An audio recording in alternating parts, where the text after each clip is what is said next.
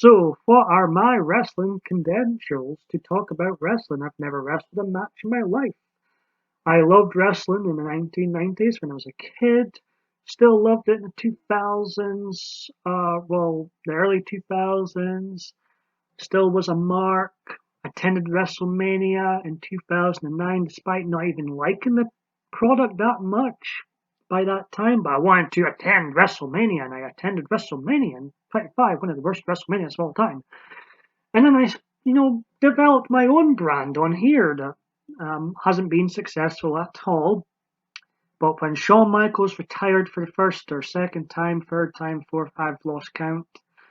When Shawn Michaels retired, I thought it's time for me to put on a show. An unsuccessful show, but at least I tried in 2010. Still here in 2020, doing videos. Yeah, so what are my wrestling credentials? It's been a part of my life for nearly 30 years. Despite the last 11 years, I've been trying to avoid it, but the likes of The Undertaker's streak, seeing how that would end, and Brock Lesnar dragging me back in. If it weren't for those two things, I'd have been done with wrestling in 2009. I would have been totally done with wrestling this year, but I had literally nothing else better to do than go back and watch fake fights for something to talk about on here, as there's literally nothing else to do. The joys.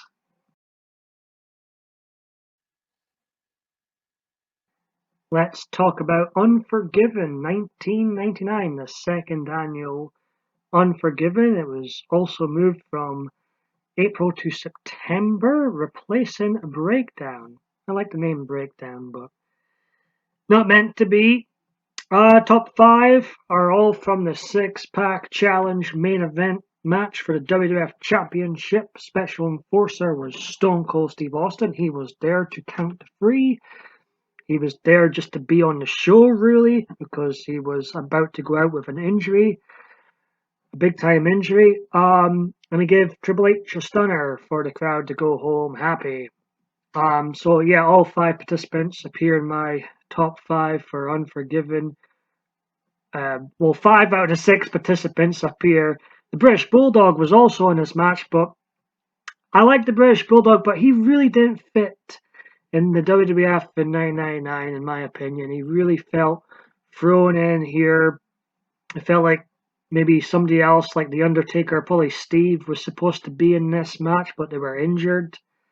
So 5 Big Show, 4 Kane, 3 Mankind, 2 Triple H, and number 1, The Rock. It was really neck and neck between whom had the better year, The Rock or Stone Cold Steve Austin.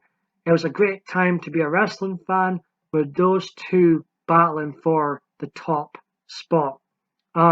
This pay-per-view was also notable for having that infamous Kennel from Hell match between the Big Boss Man and Al Snow. Was it horrendous? Yes, it was.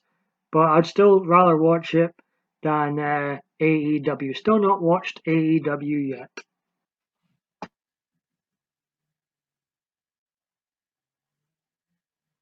Rebellion 1999. You can probably tell by my voice my enthusiasm for talking about fake fights when I'm nearly 33.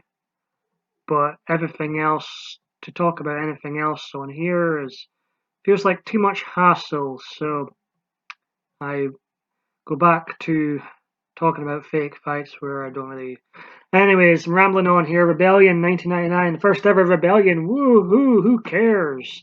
Top 5 looks like this. Chris Jericho in 5th place, X-Pac 4th, the British Bulldog 3rd place, and top 2, Triple H and The Rock. They battled in a steel cage match. It was a very entertaining steel cage match, and one of the few highlights to be seen at a UK pay-per-view.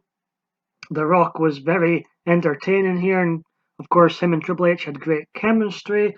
No Stone Cold Steve Austin at this show. He was absent. He was about to be ran over by Rikishi, injured, and go out for over a year at the Survivor Series in a couple of months' time. Not sure the exact reason why he wasn't. I guess he couldn't be Buller. I mean, who can blame him? Rebellion. I mean, after this show is said and done, who really cares about a UK pay-per-view?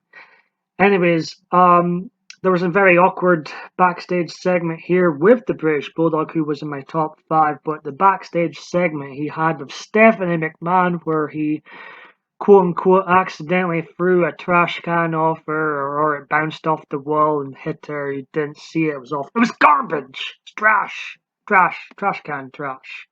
Anyways, Rebellion sucked. I'm wasting my life covering these shows. Take care, folks.